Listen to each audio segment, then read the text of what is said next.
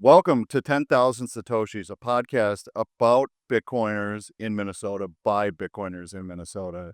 I'm your host, JoeFi, flying solo because Colin bailed on me. Second episode, and he's already bailing on us. We are coming to you recorded live from O'Shaughnessy's. We're very happy about this, and the land of 10,000 Satoshis. Whether you're deep down the rabbit hole or you're just getting started, this is a show about the burgeoning Bitcoin community here in Minnesota. And, we wanted to shine a light on the builders, the thinkers, the people working on Bitcoin right here in Minnesota. And so often, we're doing this before a meetup, and so often at the meetups, you get to have quick chats with people, but you never get to get in deep and learn what they're doing. So that was my idea. Coming to all of them, I think I've been to every Bitcoin meetup in the last 5 years in the Twin Cities here. And I know so many people are saying this and doing that and never really get a chance to talk to each other at these things, other than the brief, quick conversations. So I wanted to take a chance to go a little bit deeper. And the last bit of business here, this podcast is sponsored by tcbitcoin.com. Massive get. Because we just want to see you come out to some of our meetups. So today I'm joined by the one, the only Brandon Quittem, and I want you to tell everybody a little bit about who you are, what you do before we start getting into it. And then I'm getting a clip of everybody saying your name and I am Satoshi, because we are all Satoshi. So if you want to get rolling, I probably should have told you that before we started, but Brandon Quittem, we are all Satoshi. All right, my quick and dirty. So born and raised in Minnesota, suburb of St. Paul, went to school at the University of Minnesota. I've always been an entrepreneur at a young age. I played sports and I did all the things, but I always started these little businesses. And when other kids should have been playing with trucks and riding their bike off of jumps, I was running little businesses. Probably 100 before I was 18. The most successful one was a soda pop business where the neighborhood next to where I lived was a whole new development. And so construction workers all the time. And so I hired all the neighborhood kids. We had walkie-talkies and wagons. We would go buy pop from the grocery store with coupons and then go resell it to the construction workers. And we had a little empire. And I just say that because I think one of the identities I hold on to most about myself is a builder, entrepreneur. I like making things. And that carried into life today, but quick detour. I went to Oracle right after school, spent 4 years there selling enterprise software and learned what it's like in a big company. I learned what it's like to sell into large organizations, and I learned what it's like to make a bunch of money as a young person, honestly. About 4 years in, or 3.5 years in there, I sort of got disenchanted by the path. My whole life was leading to this moment. I thought I had made it, and the validation I was getting in the job and externally was like, hey, you did a good job. However, on the inside, I could not see myself running this racket for the rest of my life. Every quarter, new quota. It's just a weird vibe. And so my girlfriend at the time, now wife, we sold everything we owned and bought one-way tickets to India in 2014. And I know we're going to get to this later, but we went on a little travel adventure there. We launched multiple businesses that year. The most successful one was creating business courses for wellness entrepreneurs. So you're a yoga teacher, you're a whatever, and you want to make a real business out of it. So we would teach essentially, honestly, high school level or college level business and digital marketing skills to those folks. And they're way behind in that world. So entry level stuff went a long way. I think everybody's way behind in that world. Also true. And what we found was that underserved market, we created a nice business, and my wife and I figured out the infinite money glitch on the laptop for 2 shoestring backpackers.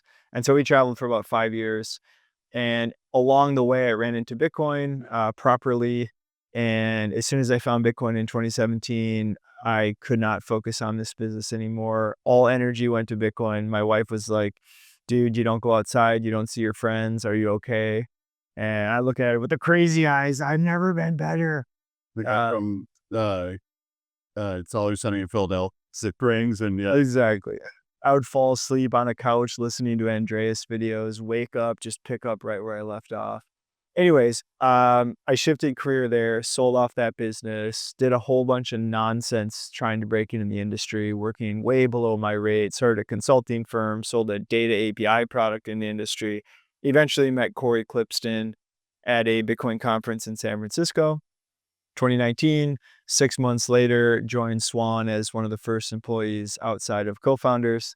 And now it's been over 5.5 years there. I came up through the marketing org. Now I oversee operations, client services, onboarding, IRA product, and I oversee like the relationships with our fiat banking partners, which is not a fun part of the job, but it's necessary. Um, yeah, I mean, that's the quick and dirty. All right. Well, let's bring it back a little bit closer to home now. I mean, you went out globetrotting, did all this, and we'll get to all that. But you're the one that started or restarted, depending on who you talk to. No shade thrown there, right? But you started the Minneapolis Bitcoin meetup. And when did you start that? And what would you say, the first meeting was like, would just out of the blue, you threw it out there? Or how'd you start it? And what was the first meeting like? Yeah, so from 2017 through middle of 2019, I was attending all the local meetups. They were mostly like enterprise blockchain or crypto trader bros, or I can't even remember all the different ones. But every time I would go there, and I was already Bitcoiner, fully Bitcoiner at this point, I got through my shitcoin phase, and everybody wanted to talk about blockchain this or the next L1 that. And I just got disenchanted with the community. I wasn't getting what I wanted out of it. And so I just, on a whim, created a meetup at a brewery in Northeast Minneapolis called Prize. And I just marketed it to all the Telegram groups and my tiny Twitter at the time, locally. Hey, That was 2019. 2019, Okay. summer 2019, we met at Prize. And to be honest, I wasn't sure how many people were going to show up. And I hadn't met many hardcore Bitcoiners in the community. So I was nervous about that first one.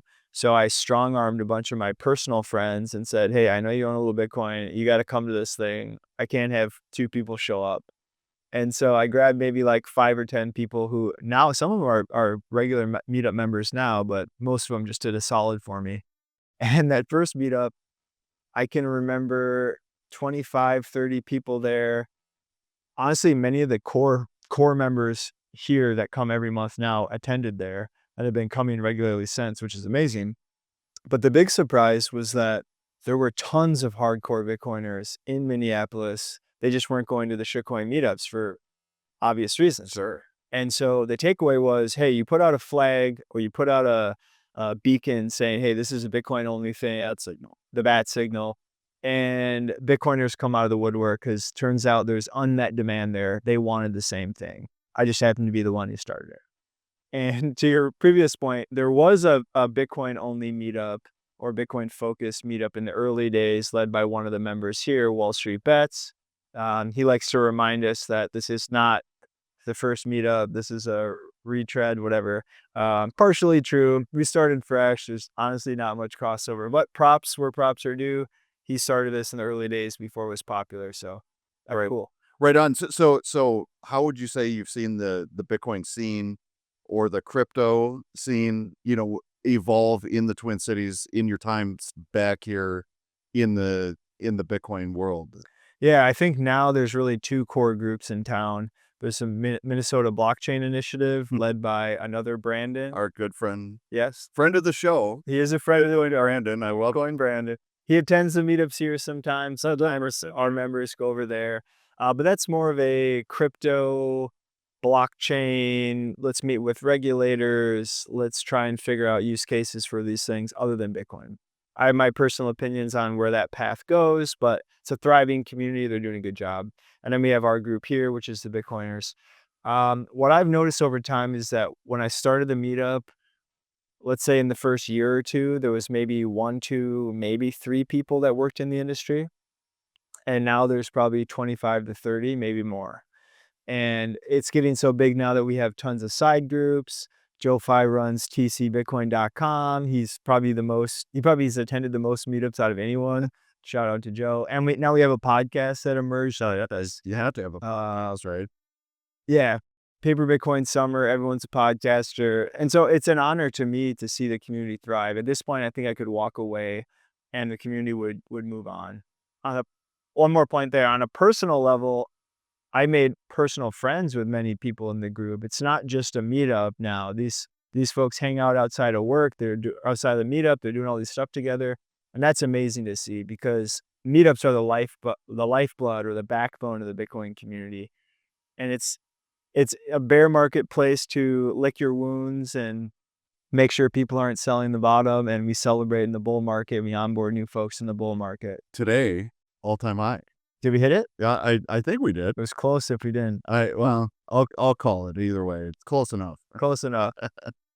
I so do you see the Twin Cities as different from other quote unquote Bitcoin cities? What do you think makes the Twin Cities a little bit different than Austin or Nashville or San Francisco? Yeah, I think Austin and Nashville saw what we had going here, and they realized that they're never gonna be the best meetups that's obviously here, but they were gunning for that number 2 spot. So now we kinda see a race. There is no second best. There's no second best. They're attempting to become second best. So it's a race between Nashville, Miami, and Austin to see who can take that second slot. And I'm proud to say that when Parker was still with Unchained, he took 3 of our guys, hired them at Unchained, moved them all down to Texas. And as of this summer, all 3 of those guys moved back to Minneapolis, probably because it's the best meetup. I'm not exactly sure why, but it's good to see. Oh, it's obviously the meetup that they came back for, right?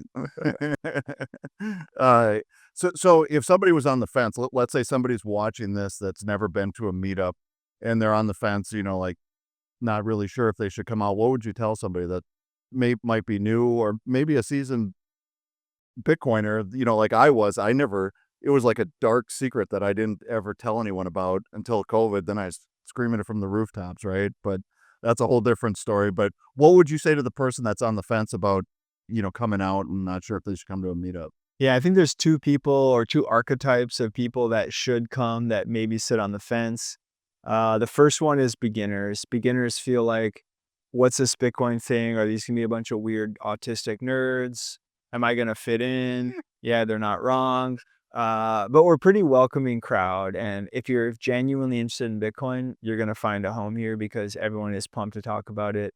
And so just take the leap. It's not gonna be awkward. It's not gonna be too weird. Get a beer if you're worried about that. Just come mix it up.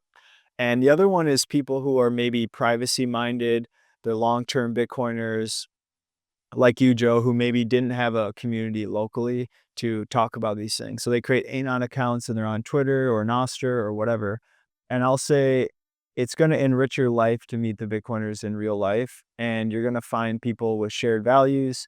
And honestly, like the longtime people, when we chat, it's often not about Bitcoin. Right. It's often about life. It's about Joe's funny shirts saying F the state in different ways. We're talking about raising kids and alternative schooling. We're talking about guns and meat sourcing and where to get your raw milk. Essentially, if you have a bunch of people with similar values, the personal stuff they're interested in isn't really that big of a deal. And so people bond really quickly because we have the shared Bitcoin thing. And so, yeah, come check it out. I just have to say too, especially, in the darkest days of COVID, that's when I call it my coming out party, right? And it was when I found this tribe here, that's what I'll call it. It was when I was like, hey, you know what? Maybe Minnesota hasn't gone completely crazy. There still are good people left here.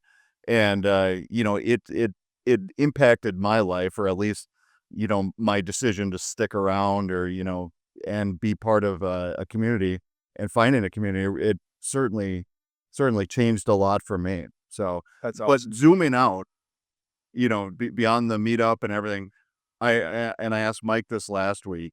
What is one thing you like about living in Minnesota? Yeah, so I think Minnesota is unique because you have a really high quality of life here, and the cost of living is not crazy high like the coastal cities. It's getting higher.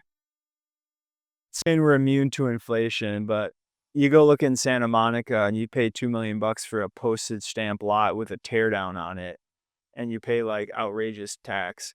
And so compared to that, we have it pretty good. And most We have it people, less bad. that's true. We have it less bad.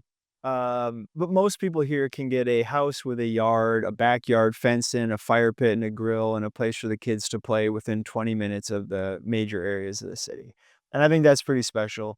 The next one is, yeah, we have winter, but for like 6 to 9 months out of the year, the weather is great. And if you like the outdoors, we have amazing access to outdoor stuff. There's also a lot of jobs here. Um, if you want a fiat mining job, we have a lot of corporations, good education. We have very good looking people.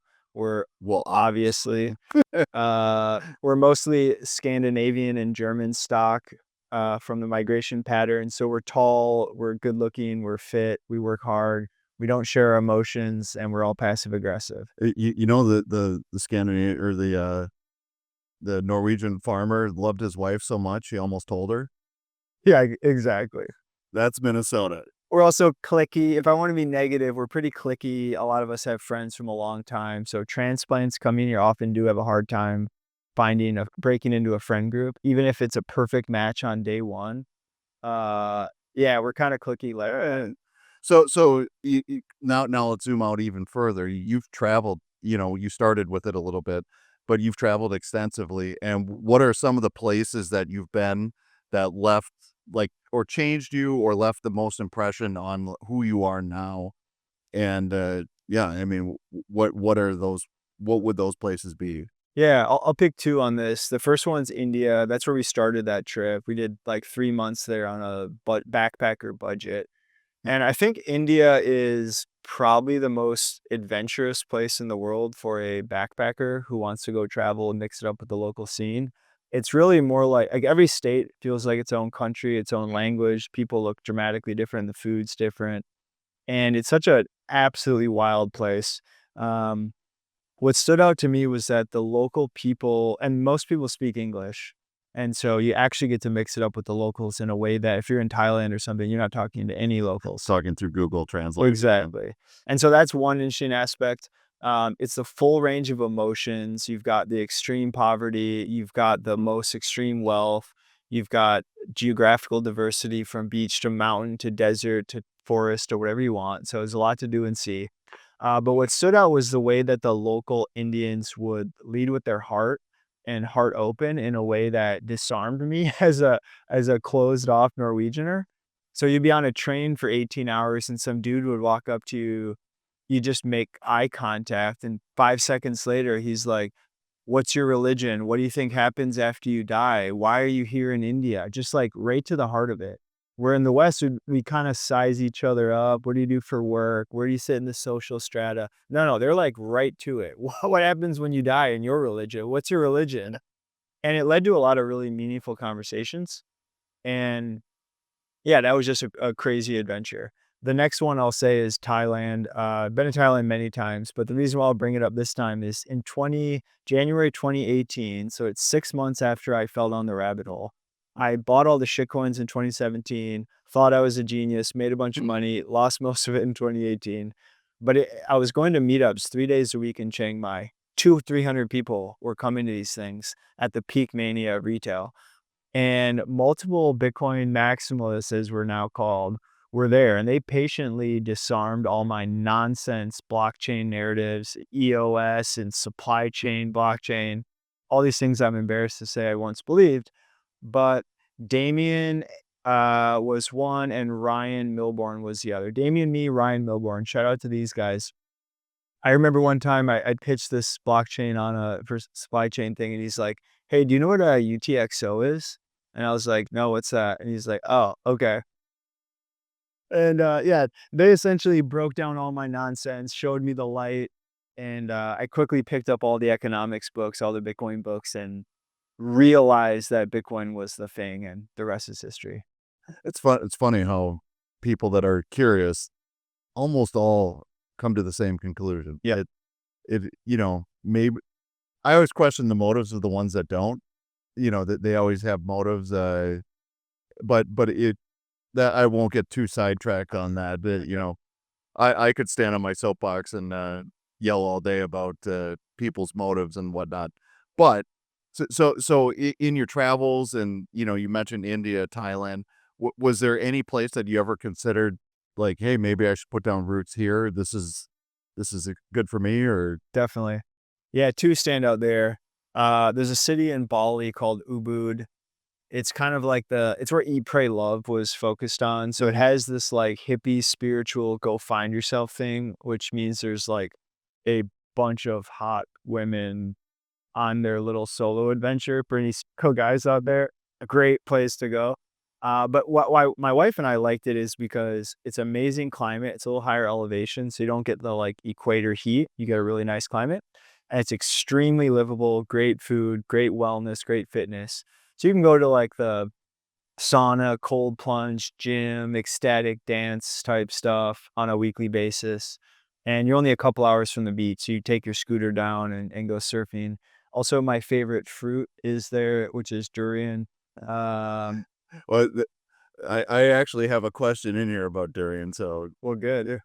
We can just talk about durian for the rest of the show. okay, well, let's get in, but so in my experience, let's see here, durian smells like jock straps and, regret. Basically, that is what I feel like durian smells like. It tastes maybe a little bit better than that, but not much. So I would like you to explain to me what the obsession with durian is.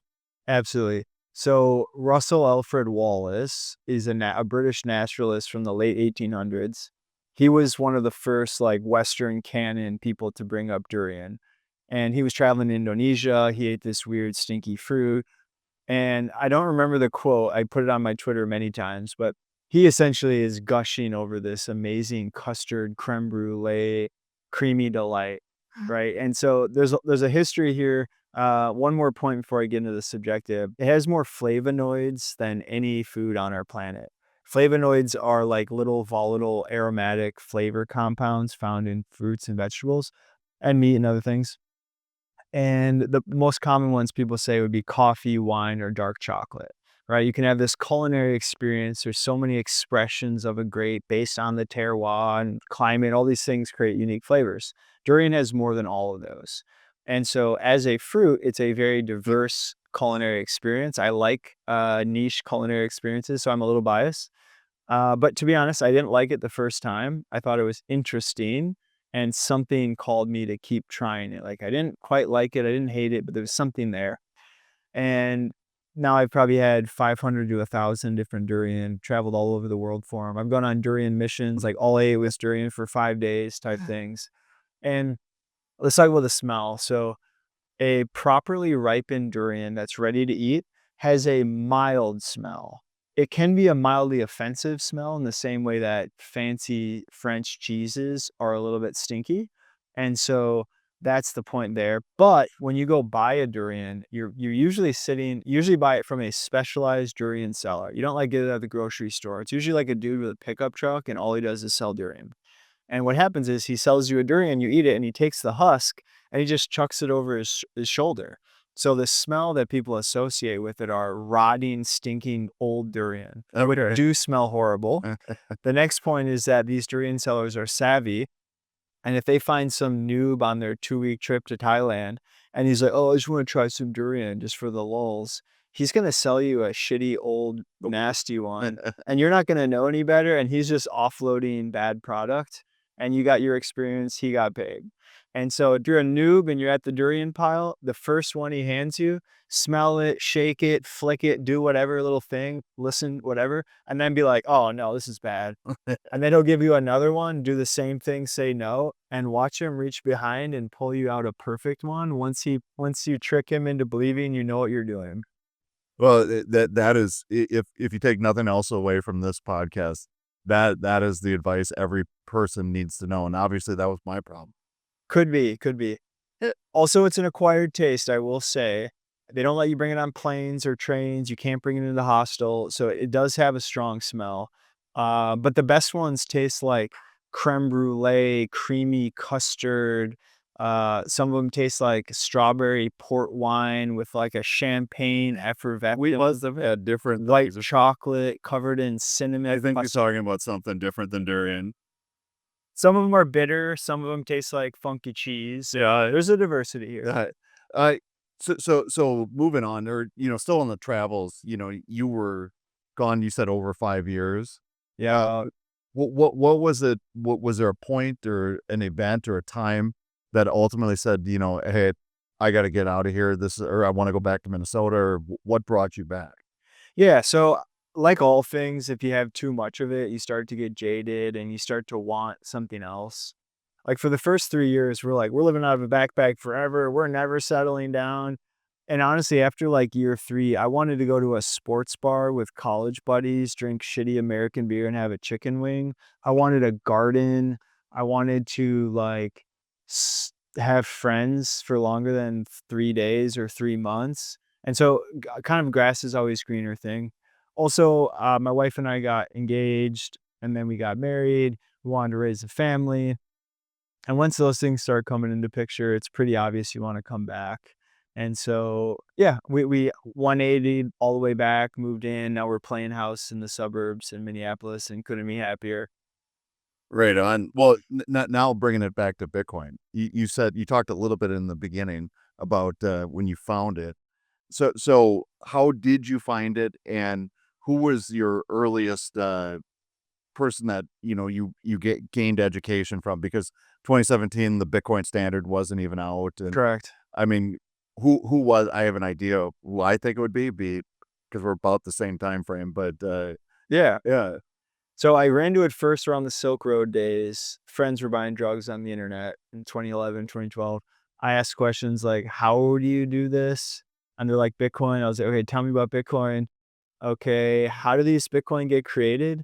And someone tried to explain mining to me in 2011 or 2012. Yeah, you plug in your computer, magic internet money comes out. I'm like, okay, that's nuts, stupid idea, but if it works, that's great. Oh, yeah, sounds good. You can get away from the government and buy some drugs. Sweet, but dismissed it. Ran into it again a couple of times, but yeah, 2017 hit me, and it was honestly number go up with the shit coins. Friends saying, "Hey, I just made a bunch of money on XRP or this or that. Like, why are you not buying these things?" And then Justin and I, member of the group here, Jevi, we found he agreed to be on the show, so we'll nice. hold him to that. Yeah, you can ask him the same question. We signed up to a webinar by Tika Tawari, who's an info marketer guy who's very sleazy. He essentially sells like hockey stick chart PDFs to boomers and tells them 20,000% gains, buy my shitcoin, and he recommends them. However, he also him and his team load up on the shitcoin and then he markets it to his giant list. Then the shitcoin pumps and then he sells and all his audience is exit liquidity. It's disgusting. But anyways, I remember that day sitting at Jevy's house watching this thing, and it was the people who stood out to me were Andreas Antonopoulos, Trace Mayer. That was like the early days, and then whatever crypto YouTube nonsense I could find. And then once I started realizing Bitcoin's a thing, I latched on to Pierre and Bitstein did the Noted podcast. Um, what Bitcoin did, TFTC, Marty and Matt. I think it was just Marty at the time. Yeah, those are the standouts for me. And Crypto Voices actually with Matt Majinski and Fernando Ulrich. That's one I've never heard of. Oh yeah, Oh, they were great. okay. Fernando was an Austrian from Brazil. Matt Majinski was like a monetary gold bug guy. He's the guy who tracks all the monetary base around the world. He has like the literal best data in the world about global monetary base across all the countries. I yeah, actually this year in Vegas, I got to meet Trace Mayer, who was Nice. he was one of Andreas always had great content for me, but Trace was the one that kind of like it kind of sunk through my thick skull when I Yeah. listened to him. He resonated better with me than Andreas, but they those were my two early on. Definitely. One point there, Andreas hits you with the like revolutionary energy, the why, the little guy's getting screwed. This is a tool for freedom. Trace, he likes that, the sovereignty side, but he also really, really does a good job of pitching the why is this going to go up in price? His 7 network effects. He just hits you with the investment case where you listen to Trace and you just go liquidate your checking account and buy big. Why wouldn't I go all in? Exactly. Yeah. So kind of shifting gears again, or not quite, but Uh, you've done a lot of writing uh, around Bitcoin, not necessarily Bitcoin only. And I just wanted to, what got you into that? Have you always been writing things, or was it once you got into Bitcoin, you're like, I need to now sit down and type out this to tell the world that? Or how did you get into writing? Yeah, so in high school, I was a math and science guy, also a jock, if we still say that word. Um, That's probably a dirty word. yeah, exactly. But I was like, captain of the sports, blah, blah, blah. But I thought I was bad at writing. I hated English. So I rejected the whole thing growing up. I love math and science. And in college, same story. Um, then, okay, we start a business. That first business teaching wellness entrepreneurs business skills. I had to create a website. I had to figure out how to drive traffic to that website, how to figure out all this digital marketing stuff taught on the job. And through that process, I wrote hundreds of articles, and I probably had 3 to 5 million page views on my written articles before I even found Bitcoin. And some of those went mega viral, made a lot of money on affiliate marketing from those. And so I essentially learned how to content market because I had to in that business. So when I found Bitcoin, I started writing. Yeah, the first article was Mycelium of Money, the first one. And I was living in Bali at the time, went to a Bitcoin meetup there, and some guy did a little presentation, and part of it was on the Lightning Network, and he showed the topographical map of the Lightning Network at the time. There was like 1,000 nodes or 2,000 nodes. It was tiny. But if you look at that topographical map reminded me of mycelium, which is the primary form that a fungus takes. You can think of it like an underground root structure that connects all the trees together. And this is all over the world. Pretty much every tree has fungus attached to the roots. And those fungi, they essentially trade resources between species, and they mine minerals underground and they sell them to the tree in exchange for fats and sugars. So it creates this beautiful symbiotic relationship that the forest could also be seen at it as one living ecosystem. And the fungi do a lot of the brokering. And so when I saw that, I was like, oh, wow, this is Bitcoin. And I went home that day, rode my little scooter back, and I just started scribbling on paper. And I got most of the ideas out for that first essay right there. I don't even know who was writing. I felt like I blacked out. I don't know who was driving the pencil, Just the but it was I think this has happened many times since. And I think what happens for people who are obsessive and like to learn is I'll go on all these tangents. And I'll just learn random stuff that have no useful benefit to me in the moment, like mushrooms, like foraging. I had a decade of exploring that stuff because I found it interesting. Then I found Bitcoin, did 6 to 9 months of obsessive study. Now I have, I don't want to call it mastery, but I have competence in 2 areas. And then all of a sudden I see how they overlap. And all of a sudden, all that previous studying, those two mapped together, and all of a sudden that knowledge was crystallized. And I created essentially a new type of thinking. I don't want to like take credit for the ideas in Genesis, but I mean, like for me, it was a new lens to see Bitcoin, a new lens to see my mycology. And so, yeah, I wrote that first essay in 2018. Dan Held helped me edit it and market it initially. And speak. Not to cut you off. Speaking of early people, yeah, Dan Held was one of the people that I watched that just same. rang. You just I made me remember the name. So yeah, So sorry. he's a great marketer, a great writer, great Yeah, communicator. sure. And I owe him a lot of credit for helping me. Honestly, like the article was good before he stepped in, but he helped me get confidence that I should actually pitch this thing. Because at the time there wasn't much weird think boy Bitcoin content. It's mostly finance or game theory or software or history of money or whatever. And I'm like, are you sure Bitcoin's not a living organism? And so I was kind of gun shy to put it out there, but I remember the day I published it in December 2018. I was actually at one of the Minnesota blockchain meetups with Rocky, and I think I met Rocky that night. Anyways, my phone was going crazy. It was the most viral thing for me at the time in Bitcoin land. All the people I looked up to in the industry are retweeting and saying nice things. So it felt really good. And Andreas retweeted. I thought that was like the greatest moment.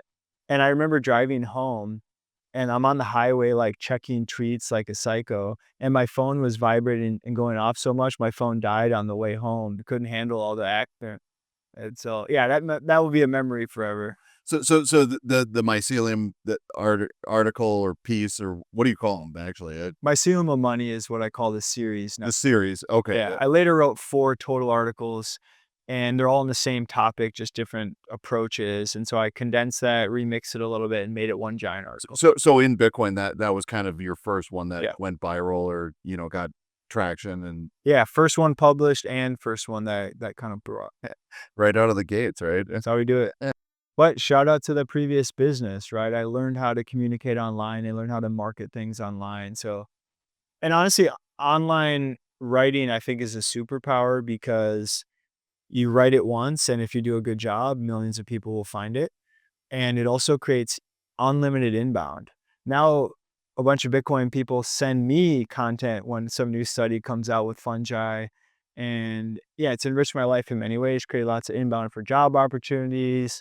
My personal heroes, let's say in Bitcoin, have read my content. So I meet them at a conference or something like, oh, you're the mushroom guy. Yeah, I read that.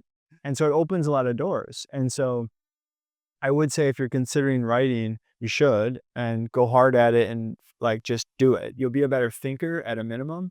And if you have novel ideas, they will go out there in the world and you'll get a lot back in return. Now, there's no room for mediocre content. The median content the internet is saturated with, don't do it. But if you have a perspective on something, that's what you should write about. So just for anybody listening and watching this, where do they find? Are these published on your website, or where would I find it if I? Yeah, just myname.com, brandonquittem.com. Everything's there. Um, you can find me on Twitter, remixing those ideas or talking about other stuff. Well, speaking of the other stuff you talk about, uh, the fourth turning. Yes. What lit that fire under your butt? And and I know you've written a lot about that. So why don't you give me the 10,000 foot summary of Yeah. the fourth turning and what you've written about? So in 2020, it's maybe like May or June that year, COVID in full force. Minneapolis is a hellhole. I'm cooped up inside, trying to make sense of the world. And I was very frustrated because I held on to this idea up until that point that Americans care about freedoms and personal liberty, and that if the government pulls some giant scam, we're not all going to bend over for it. And I was sadly mistaken. I remember my neighbors, I lived in Minneapolis at the time, now I live in the suburbs. I remember my neighbors calling the cops on my other neighbors because they had too many cars in the driveway for some reason. Some psychopath had his parents over for dinner or Oh my something. god! Can you believe it? Oh my god! And I got really disenchanted by it. I was also kind of pushing back against the narratives and just blasting it out on the internet. Probably lost some friends doing that, probably for the best. But I went hard. And during that manic phase, I might say, maybe not like clinically manic, but I felt manic. I'm reading like crazy. I can't make sense of the world. I need to try. And I read a bunch of books in that process. One of those was The Fourth Turning, which was written in 1997 by a historian and a demographer. These guys had written previous books, but they're essentially looking at the last, let's say, 500 years of American history. And they were just trying to study history. But what they found through that process is that there's this repeating pattern that takes place over 80 to 90 years. And in those 80 to 90-year cycles, they identified different generational cohorts or archetypes. And these archetypes would repeat in a pattern. And so you can't like predict the future, but you can predict the mood based on where we are in that 80 to 90-year cycle. And I think that's where the fourth turning comes in, where the previous fourth turning, which is when all the chaos happens, that's when we go to war, that's when we rebuild our institutions. The previous one was 1929 to 1945. So we have the stock market collapse, Great Depression, leading into World War II. And in the middle there, we did all this crazy stuff we've never done before. And that's World Bank, NATO, IMF, deficit spending, Social Security. I can feel my blood pressure Yeah. rising as you list those off. All these big statist ideals that we implemented at the time. And if we go back, let's say 10 years before that period, those ideas would have been shut down as crazy.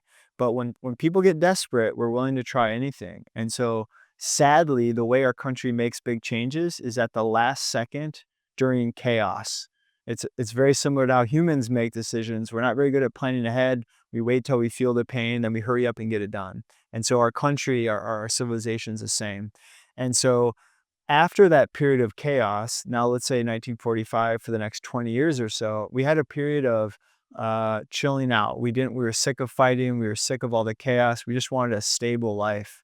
And that's sort of a pendulum swing from chaos to stability. And then you go a little bit farther forward and we go into the midway point of that 80, 90-year cycle, which is where all the religious movements happen.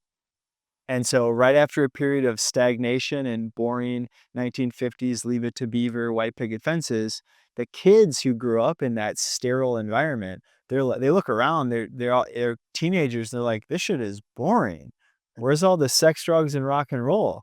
So what emerges from that is the civil rights movement, the psychedelic 60s, rock and roll, essentially pushing back from that sterility. And so you see all these different pendulums swinging during the cycle. And let's go fast forward, skip a few steps to today. Starting in '08, that was the beginning of our current fourth turning, also called the crisis. That mirrors 1929. And now I'd say we're maybe 5 to 7 years before we wrap up this crisis period. And I don't think we've hit the climax yet. Historically, climaxes were a World War II, the Civil War, the Revolutionary War. So you're noticing a pattern here. Yeah. All fourth turnings have had total wars, and all total wars have been in a fourth turning. Now, does that mean I'm saying for sure total war in the next 5 years? No, but we need a catalyst sufficiently large enough to mobilize the population to fix all the broken institutions. If you look around, trust in institutions is at an all-time low. We can't trust our schools, the government, the money, the healthcare, everything's broken and everyone knows something's wrong. And so my take on the fourth turning is it's a collective instinct that things are messed up and we need to figure out what to do about them to fix them. And so we're in it now. You can view cancel culture through this lens. Why are people canceling each other? Well, because during this crisis, if you're not with us, you're against us. And we're willing to do crazy stuff to get through it. And historically, we flirt with socialism. So yeah, it's like a knife edge between socialism and capitalism. Same is true in the 30s. It was popular for the educated class to be socialist back then. And you're seeing a similar trend now. Oh no, something's broken, so let's try socialism. And we need to take this critique seriously because young people believe this and they've correctly identified a problem, or I should say they've identified a symptom. Economic inequality is high and they feel left behind economically. True, but diagnosing the problem as we should try socialism is wrong. Go pick up a book. Instead, we have some sort of a weird monetary socialism combined with some crony capitalism or corporatism at the state level. And so the correct answer is fix the money and the incentives will change in society, and then the economic game will stop being so incredibly rigged. However, that's a hard message to deliver. I don't know how we're going to do it. I'm very fearful of what's going on in New York with a potential socialist governor. How about here? I'm concerned about what's going on here. I very much fear that we're going to flirt, if not try socialism in many cities or states around the US. It's obviously going to go poorly, and I hope we learn from those mistakes when they're small and isolated, rather than double down, dig our heels in, and try socialism even harder in the next state over. But either way, it ends in bread lines and tears and worse economic conditions. So I hope we wise up before it's too late. Maybe we just didn't try it right all the other times. It's possible all other documented cases didn't socialist hard enough.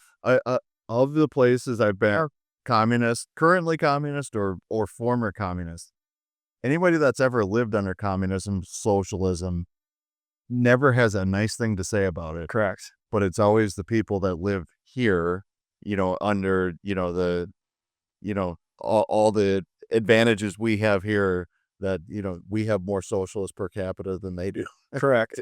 It always blows my mind. Back to your writings though. So of your writings, what is there one piece that you've gone back and you're like, damn, I can't believe I did that, or name me, is there one that has done that, or is there one you're like, God, I really put a lot of work into that, and I really thought that was cool, and nobody paid attention. Yeah, it's interesting. I think of 3 pieces for Bitcoin that I contributed to the canon. Mycelium of money, so exploring it through a biological lens. The fourth turning is like, "Hey, things are weird out there. How should we see the world during the chaos, and how does Bitcoin fit in?" So there's a long essay on that as well. It went mega viral during COVID era. Still comes up every now and then. I probably sold 1,000 or 10,000 books for Neil Howe on that. So he didn't give me a commission, the author, but we communicate now and we've done some pods together. So I'll take that.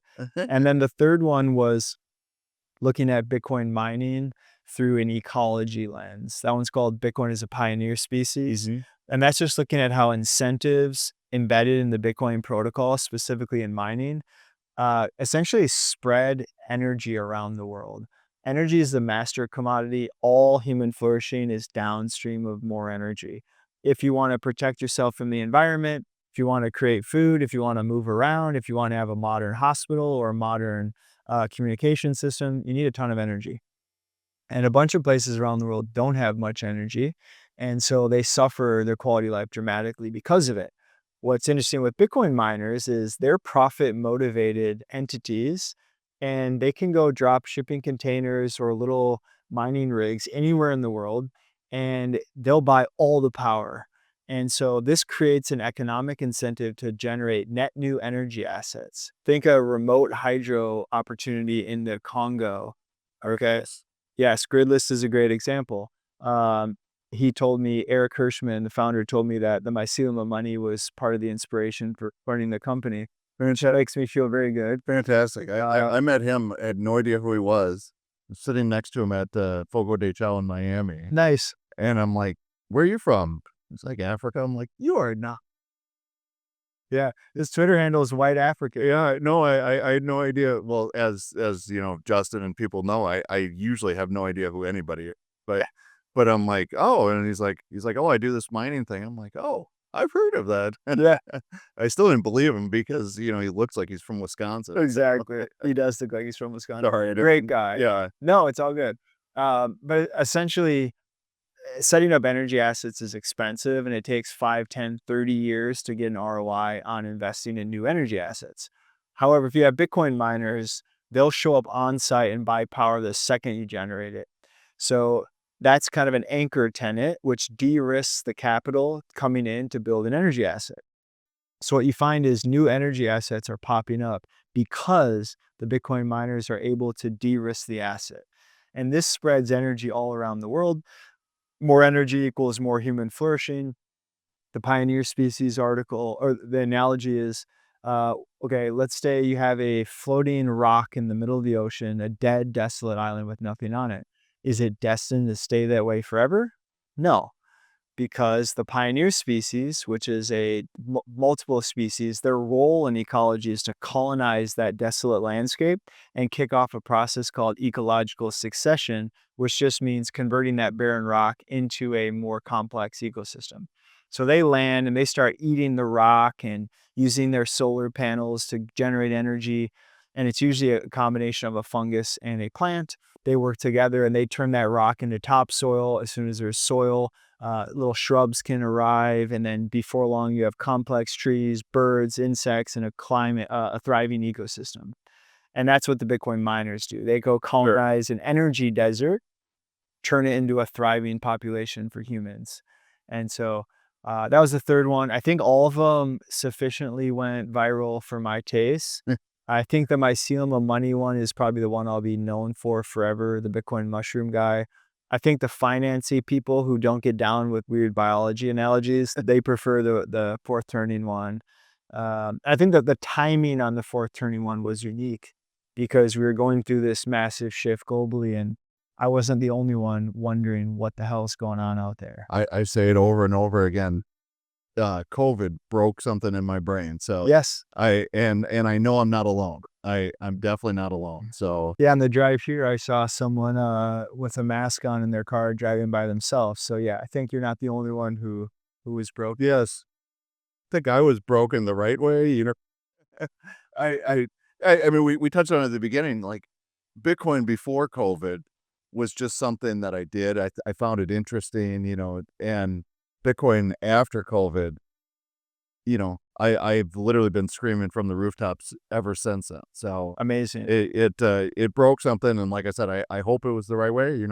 My wife's still around, and hasn't kicked me out yet, so That's great. got that going for me. And one quote here to tie that one off. My good friend Littlefinger likes to say, "Chaos is a ladder," or "Out of chaos comes opportunity." Right? There's many tropes about this. So when there's a shift in the world, you saw two primary paths. One path is, okay, I'm stuck inside. I'm going to learn a language. I'm going to start a business. I'm going to get jacked. I'm going to work on my health. I'm going to double down in the things I care about. I'm going to get involved with the Bitcoin community.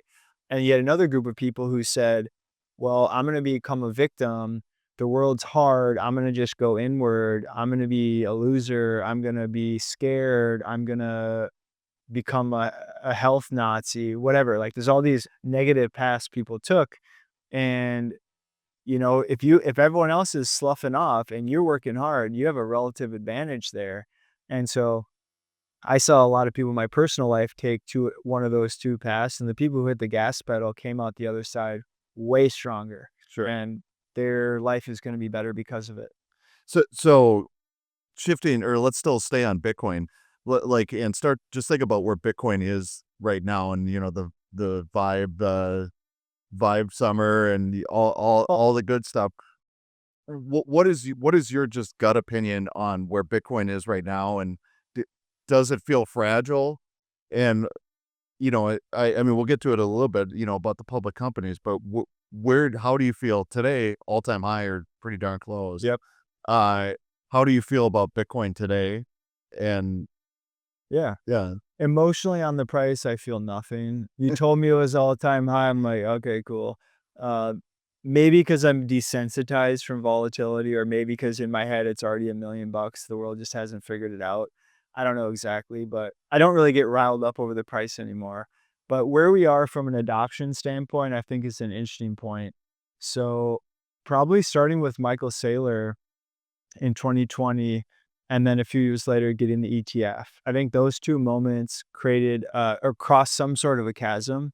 Also, then we have a pro crypto administration, pro Bitcoin administration. And so you kind of add all that up, and it's now firmly in the financialization phase of Bitcoin. And I think this rankles a lot of ideologically motivated Bitcoiners, which I consider myself, because it feels like we're sacrificing some of the cypherpunk values in order for a number to go up. And in some ways that is true. However, if Bitcoin is the monetary asset above all, then we should believe, and we should have believed all along, that eventually the suits are coming. the suits are coming. They were always coming. If they didn't come, it meant Bitcoin was going to be a niche product forever. Sure. And that doesn't necessarily mean it's a total failure. It could have been a niche privacy focused tool. But instead, Bitcoin is becoming known as the best monetary asset of all time. And so the suits are coming in many different flavors. And what it means for the market is that the average retail investor doesn't have as much of an impact on the price, because you have large institutions doing billion-dollar buys on the regular. And as it becomes more financialized, we're seeing the volatility go down. Right. Both volatility on the upside and volatility on the downside. So I miss the 80% rips. Either way, they're fun. it can make you feel something. I do feel something on 80% rares, that's true. But I will say, I've been in Bitcoin more or less all in since 2017. So it's been whatever, 8 years. And in that process, I'm ready for less volatility. I'm totally content with that.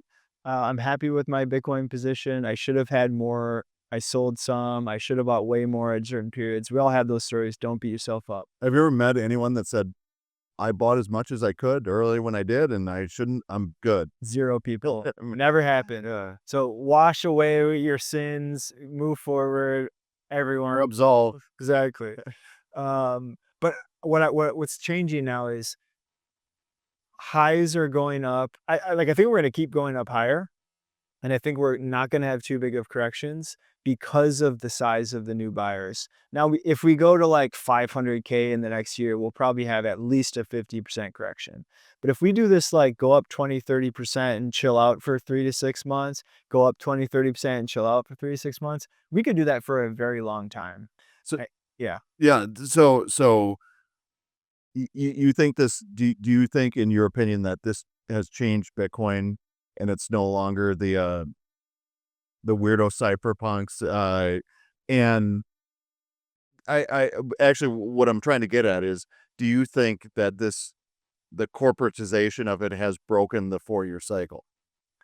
I think two things happened. One, the 4-year cycle was kicked off, at least it appears, based on the halvings. Mm-hmm. So the miner revenue gets cut in half overnight, which leads to a supply crunch eventually that sends the price higher. Okay. In the early days, that made sense. From a 50% inflation rate to a 25%, that's a massive change. From 25 to 12, massive change.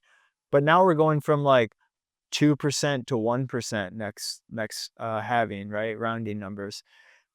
That's such a small amount of supply relative to the total trading volume that supply dynamic has very little to do with the price. I would look at things like M2 money supply and just general liquidity conditions across the board. If you're looking for cyclical trends, I think the bigger buyers, they're going to trim their position when it goes up. They're going to buy more when it goes down. So they're anti-cyclical in general. And so it's both the mining cycle has little impact and the bigger buyers they approach the asset way different. They're not as emotional as retail. I would say the first 3 cycles, it looks like a perfect fear and greed cycle driven by retail only, and institutions will change that. So I think the 4-year cycle is gone. I don't know if there ever was a 4-year halving cycle because we only had 3 examples, and it also maps perfectly to M2 money supply. So it could have just been a liquidity cycle all along. Unclear. So in your opinion, you touched on, you think it's already $1 million. What do you think the fair price of Bitcoin today should be? It's tough to say because the market is the price, and I firmly believe that. But let's say there's zero information asymmetry, meaning all market participants understand Bitcoin in the same way that you or I do, or something approaching that, which is an unrealistic thought experiment. But if it does, I think it's probably a quarter to a third of all value in the world would be the appropriate amount. Michael Saylor says like 45% of all value in the world. So I'm a little more bearish than Michael, but I think, let's just say, to be conservative, a quarter of all assets in the world. And right now we have about $1,000 trillion in assets. And so right now Bitcoin's at about 2 trillion. So we're 1/50th of the total assets. Okay. Let's say 2%. So that's 5 million. Or sorry, 0.2%. If we're only 0.2% of assets and I'm saying 25%, that's 5 times 25. That's another 125x from here. I'll take it. Seems fair, right? I'll take it. And you know what? We're getting a little close on time, but there's definitely I want to shift gears again. Let's do it. And you've now worked for many years or a few years in the actual Bitcoin industry. And I want to touch on something that is the most insidious, in my opinion, of what we have to deal with in this industry, and it's scammers. And I know both of us, I'm sure it happens to you all the time. And even lowly me, who's a nobody on a Telegram group, I have been impersonated, and I'm sure you get impersonated. I know you get impersonated on Twitter all the time because people saying they're Brandon Quittem message me all the time, and they see I responded to something you wrote, and then they're like, "Hey, you want to? I got a trading tip for you. How's your trade going?" But I wanted to touch on that a little bit and just what have you seen and what stands out, and like, are there patterns and are there things like newbies can look for, and just being on the front lines, what have you seen and what advice would you give to somebody? Yeah, I'll share from 2 angles, personally and professionally at Swan. I see a lot of what happens with our clients and how they're getting fished there. But on the personal side, Yeah, the scammers are relentless. If you're a public Bitcoiner and you have a social profile, you're going to get copycat accounts DMing your followers. I don't have a good solution on how to fix this besides constantly remind any friend groups, tweet about it, post it on your Instagram, whatever, when you see the examples, and hopefully people become more aware. But the scammers are good. They spoof profiles, they speak good English, and some of them are really good at it. Similar to the spoofing profiles, they'll call you and say, "Hey, this is John from Coinbase support. I'm here to help you." And check the recordings from JuneSeth online. They're very, very good. And so I strongly encourage you not to answer random numbers, never send your Bitcoin to anyone, don't give up your 12-word seed. No tech company is outbound calling you to help you. No way, no how. They'll never do it. It's too good to be true. Don't believe it. And really, really, really be skeptical in the industry, because what's unique about Bitcoin is if you send it to a scammer, it's gone. You'll never get it back. So treat those 12 words with care, and don't do any rush behavior. No known Bitcoin is going to ask you for private keys. They're never going to send you an investment opportunity. Just don't do any of that. I do want to say, if you want to give me your Bitcoin, let's meet up in person, and I'll even buy you a beer. There you go. But if we're not doing it in person, it's not me, it's not Brandon. That's right. And if you don't know, don't send any Bitcoin. Boom. And you know what? With that, people are starting to file in, and we should wrap up here.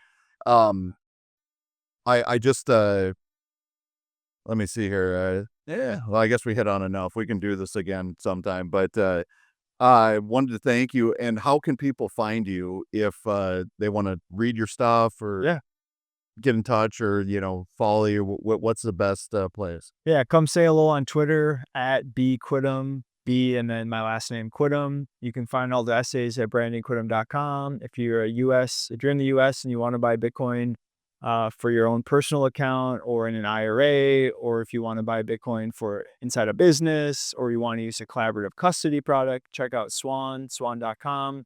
Get an account set up there. We didn't even talk about fill in, boom. We didn't even talk about Swan. I feel bad now. No. We ripped for an hour, and I didn't even ask you about Swan. So you'll definitely have to go back. But actually, I'm going to make you pitch TC Bitcoin to the camera and tell everybody they have to go there. Yes.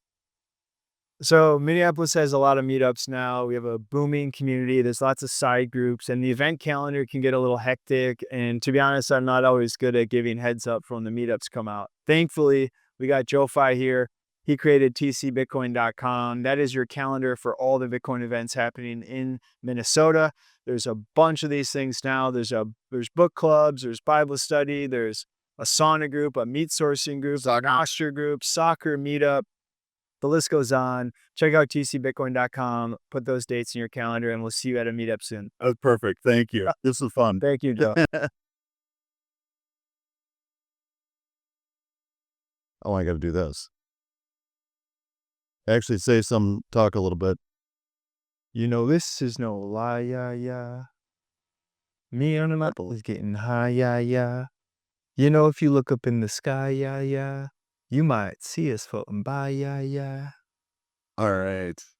Okay. Welcome to 10,000 Satoshis, a podcast about Bitcoiners in Minnesota by Bitcoiners in Minnesota.